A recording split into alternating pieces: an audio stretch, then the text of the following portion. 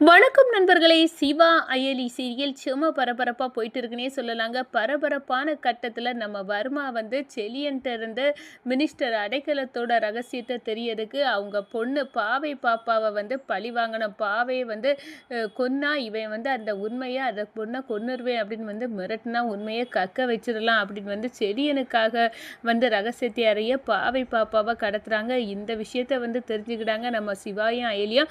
நம்ம பாவைய வந்து எந்த ஆபத்தும் இல்லாமல் காப்பாற்றணும் அப்படின்னு வந்து ஹெல்மெட்டை போட்டுட்டு அந்த ரவுடிகளை வெளுத்து எடுத்து ருத்ர தாண்டவம் ஆடிறாங்க. இதை வந்து ரித்திகா பார்க்குறாங்க. இப்போ சண்டை போட்டு நம்ம பாவை பாப்பாவுக்காக மீட்கிறதுக்காக வந்து சண்டை போடுறது இவங்கள பார்த்தா சிவா அயலி போல இருக்க, உண்மையாட்டே இந்த அயலி ஒரு பெரிய அதிகாரியா அப்படின்னு வந்து வாயடைச்சு நிற்கிறாங்கங்க ரித்திகா. இந்த விஷயத்தை இப்போவே வீட்டில் எல்லாத்துக்கிட்டையும் சொல்லணும். அவங்க ரெண்டு பேரும் நாடகம் ஆடிட்டு இருக்காங்க, இதை ப்ரூவ் பண்ணணும் அப்படின்னு வந்து அந்த இடத்துல நினைக்கிறாங்கங்க. அதை பற்றி தான் இந்த வீடியோக்குள்ளே பார்க்க போகிறோம். அதுக்கு முன்னாடி சேனலுக்கு லைக் அண்ட் சப்ஸ்கிரைப் பண்ணுங்கள் ஃப்ரெண்ட்ஸ். பக்கத்தில் இருக்க பெல் ஐக்கானையும் கிளிக் பண்ணுங்கள். அப்போ தான் நான் போடுற ஒவ்வொரு வீடியோவும் நோட்டிஃபிகேஷனாக உங்களுக்கு கிடைக்கும். வாங்க ஃப்ரெண்ட்ஸ், வீடியோக்குள்ளே போகலாம். ஃபஸ்ட்டு எடுத்த உடனே பார்த்தோன்னா சும்மா அதிரடியான பரபரப்பு கட்டந்தாங்க. நம்ம வர்மா வந்து பாவை பாப்பாவை வந்து கடத்தை வந்து கொல்லத்துக்கு வந்து பிளான் பண்ணியிருக்காங்க. செனியனுக்கு தான் வந்து ரகசியம் தெரியும். மினிஸ்டர் அடைக்கலத்தோட ஃபைல் வந்து இந்த செலியனுக்கிட்ட அந்த எவிடன்ஸ் இருக்குது, அதை எப்படியாவது நம்ம வாங்கணும் அப்படின்னு வந்து அந்த இடத்துல முடிவெடுக்கிறாங்க வர்மா. அதுக்காக ரவுடிகளை செட் பண்ணி அந்த பொண்ணு, அந்த செலியனுக்கு பொண்ணு அந்த இந்திராணி வீட்டில் இருக்குல்ல, அந்த பாவையை வந்து கடத்திடணும், அதை கொன்னணும் அப்படின்னு வந்து பிளானை வந்து போட்டுறாங்க. அந்த நேரத்தில் நம்ம சிவாவுக்கு இந்த தகவல் வந்து கிடைக்குது. நம்ம வர்மா வந்து ஃபோனை போட்டு வந்து சொல்கிறாங்க, நான் என்ன பண்ண போகிறோன்னா நாங்கள் அடுத்ததாக ஒரு 10 கிலோ பொருளை வந்து கடத்த போகிறோம் அப்படி இந்த இடத்துல தான் அப்படின்னு வந்து சொல்கிறாங்க. 10 கிலோ பொருளா அப்படின்னு வந்து அந்த இடத்துல வந்து அயலி வந்து ஷாக்கிங்காக நிற்கிறாங்க. அப்படின்னா அது என்ன அப்படின்னு வந்து செம்மையாக வந்து யோசித்துட்டு இருக்காங்க. அந்த நேரத்தில் சரி நம்ம போய் பார்க்கலாம் அப்படின்னு வந்து போகிற நேரம் நம்ம இந்திராணி வந்து ஹோட்டலுக்கு வந்து நம்ம பாவை பாப்பாவை வந்து கூட்டிக்கிட்டு போகிறாங்க. அப்போ தான் அந்த இடத்துல தான் செனியன் வந்து இருக்காங்க. அவங்கள துரத்திக்கிட்டு ரவுடிக வந்து வராங்க. ரவுடிக வந்து கத்தி வச்சு செனியன்ட்ட கேட்குறாங்க, இந்த பாருங்க, நீங்கள் மினிஸ்டர் அடைக்கலத்தோட ஃபைல் உன்ட்ட இருக்குல்ல, அந்த ஃபைலை கொடுத்துரு, இல்லாட்டினா இப்போ உன்னை கொன்னுருவான் அப்படின்னு வந்து நம்ம செலியனுக்கு வயிற்றுல கத்தியை வச்சு யாத்த நிற்கிறாங்க. நம்ம பாவை பாப்பா அவங்க அம்மா கூட இருக்கவங்க பார்த்து ஷாக்கிங் ஆகிறாங்க.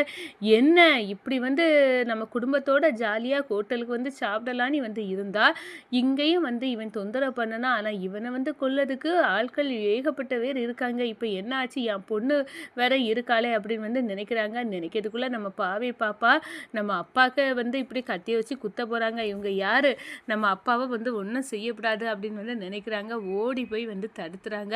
அந்த பொண்ணை பார்க்குறாங்க. அடடா, இந்த பொண்ணு ஏன் இப்படி வந்து நிற்க நேரம், எங்கள் அப்பாவை கொல்ல நான் விட மாட்டேன் அப்படின்னு வந்து அந்த பொண்ணு நிற்குது. அப்போ உனக்கு தாண்டி வெட்டு, இது உங்கள் அப்பா தானே அப்படின்னு வந்து நம்ம பாவை பாப்பாவை தூக்கி வச்சு கத்தியை வச்சு குத்த போகிறாங்க. இப்போ தான் நம்ம சிவாயும் அயலியும் இப்படியே இருந்தால் இனி சரிப்படாது அப்படின்னு வந்து ஆளுக்கு ஒரு ஹெல்மெட்டை போட்டுட்டு வந்து ட்ரெஸ்ஸை மாற்றிட்டு வந்து அந்த இடத்துல ரவுடிகளை ருத்ர தாண்டவம் ஆடுறாங்க. நம்ம இந்திராணி பார்க்குறாங்க, பரவாயில்ல நம்ம பொண்ணை வந்து இவங்க ரெண்டு பேரும் வந்து சண்டை போட்டு காப்பாற்றிட்டாங்க, இப்போ இவங்களுக்கு ஒன்றும் ஆகக்கூடாது அப்படின்னு வந்து நினைக்கிறாங்க. ரித்விகாவனு வந்து இருக்காங்க, அவங்க பார்க்குறாங்க இப்போ சண்டை போட்டுட்டு இருக்குது இந்த அயலியும் சிவாயும் மாதிரி இருக்குது, கண்டிப்பாக வந்து அவங்களா இருக்குமா, கிட்ட போய் பார்ப்போம் அப்படின்னு வந்து பார்க்குறாங்க. ஹெல்மெட்டு போட்டிருக்காங்க, ஆனாலும் அவங்க நட உட பாவனைகள் எல்லாத்தையும் வந்து கவனிக்காங்க. கண்டிப்பாக இது அயலி, இது சிவா தான். அப்போது இவங்க ஒரு பெரிய அதிகாரியாக இருக்க வாய்ப்பு இருக்குது. நம்ம அயலியே சாதாரணமாக வந்து நினச்சி அவளை வந்து கண்டிப்பாக இந்த வீட்டை விட்டு விரட்டிடலான்னு நினச்சோம். ஆனால் அவன் நம்ம நினச்சதை விட பயங்கர ஆளாக இருப்பா போல இருக்க, இந்த உண்மையை கண்டிப்பாக எங்கள் அம்மா கிட்ட நான் சொல்லியே ஆகணும் அப்படின்னு வந்து அந்த இடத்துல நினைக்கிறாங்க. ரித்விகா வாயடைச்சு போய் நிற்கிறாங்கன்னே சொல்லலாங்க. நான் ஒரு வழியாக நம்ம பாவை பாப்பாவை வந்து பண்ண வந்து அந்த ரவுடிகள் எல்லாம் அடித்து தவசம் பண்ணி மீட்டு கொடுத்துறாங்க. அதோட செலியனுக்கும் ஒன்றும் ஆகலை. செலியன் வந்து நம்ம பாப்பாவை தூக்கிட்டு, அப்பாவுக்கு ஒன்றுனா உனக்கு இவ்வளோ தூரம் வந்து என்னை காப்பாற்ற வந்திருக்கல அப்படின்னு வந்து அந்த இடத்துல தூக்கி கொஞ்சுறாங்க. அதே நேரத்தில நம்ம இந்திராணி போய் செனியன்ட்ட வந்து சொல்றாங்க, "இந்த பாரு, என் பொண்ணுக்கு ஏதாவது ஒண்ணு உன்னால ஆயிருந்தா உன்ன விட்டுருக்க மாட்டேன். நீ வந்து ஏகப்பட்ட பகைய வச்சுக்கிட்டு என் பொண்ணையும் வந்து இப்ப அதுக்காக பழிவாங்கக்கூடிய வந்துட்டாங்க. இதெல்லாம் எனக்கு சரிப்படல." அப்படின்னு வந்து அந்த இடத்துல இந்திராணி வந்து நம்ம செலியன வந்து வெளுத்தெடுக்குறாங்கங்க.